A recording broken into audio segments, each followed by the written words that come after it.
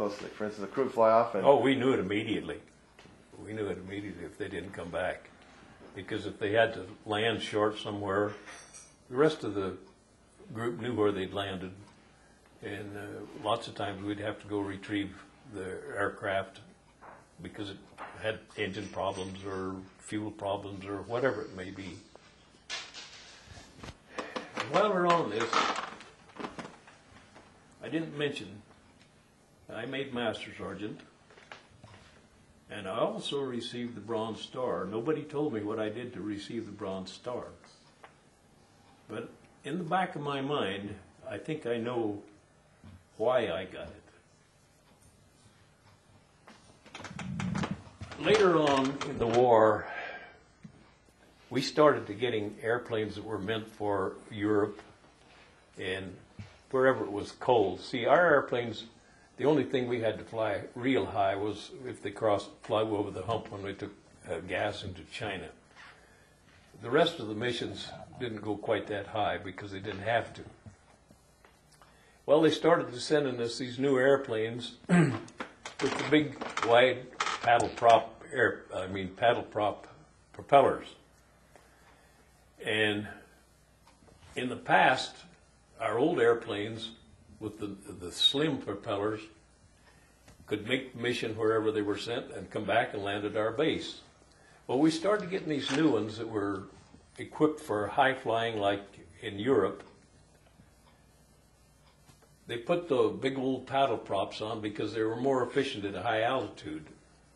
Well, we started getting these airplanes, and these flight crews would take these airplanes out, but they'd run out of fuel before they got back to our base. Well, what it was, they were flying at a lower altitude, therefore those big old paddle props were using up more energy. They didn't have the fuel, so they'd have to land short of their return. So I went to the engineering officer, and I said, would you just give me one airplane, have the prop men come out and put the old thin blades on one airplane and see if that makes a difference. And lo and behold, it worked. Within a short time, all of our airplanes were re-equipped with small bladed propellers, and I think that's where I won my Bronze Star. The expense of that gasoline, that meant a lot back in those days. That's the only thing I can really put my finger on where I was awarded that, which was quite an honor. It probably saved a lot of people's lives. Well, that could be too. Did you have any more I have questions? another question. We were talking earlier, and you had made acquaintance with a Chinese girl that you were telling me had come from Singapore. Can you tell us just a little bit about her and her family and how they got there and what, kind of your interaction with her and her family, what your views and thoughts were regarding? Well, there were Chinese family from Singapore, the grandmother right down to the grandson. And they had like what they used to call would be USO dances. And so that's where I finally met this young Chinese woman.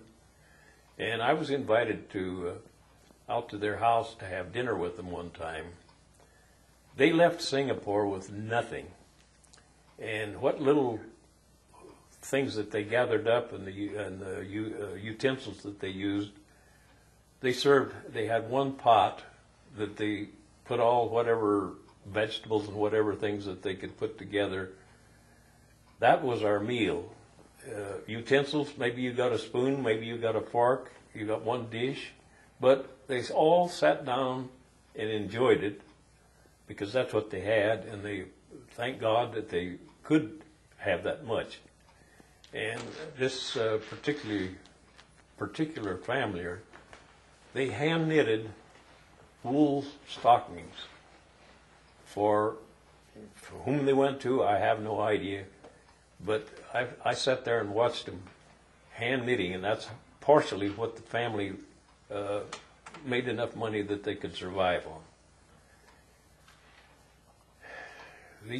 They had no idea that they'd ever see any of their family again. They didn't know what was going on or what had happened to them back in Singapore. So I had no contact with any of them since, so I wouldn't even know what happened to them. Why were you invited to their home?